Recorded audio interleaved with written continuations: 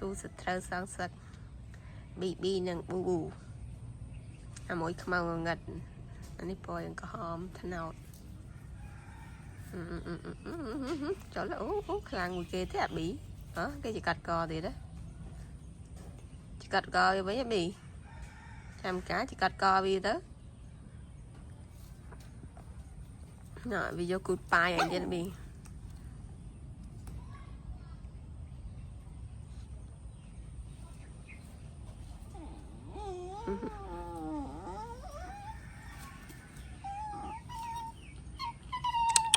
bố xưa bố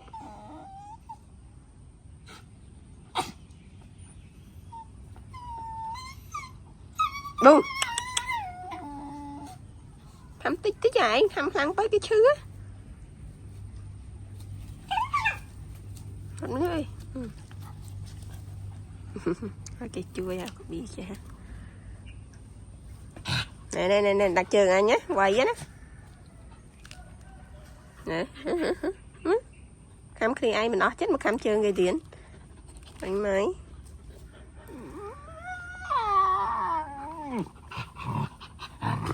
mình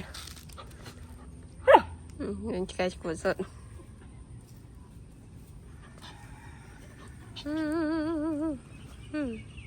thằng hai dạng lên mọt nữa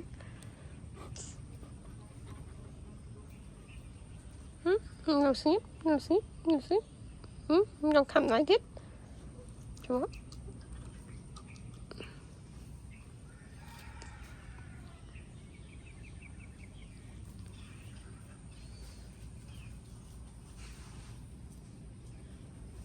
chà sợ họ tàu cái tiệp ra làng mặt kia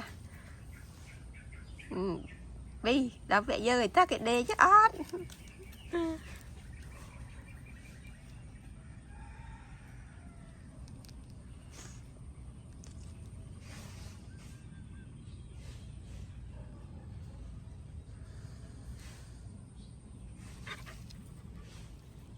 đấy chơi tao đấy mà cụt tụi bảo cái cụt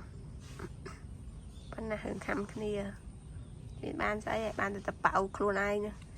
luôn ai lần tôi chỉ nhận được khăm mùi cái cà thông cái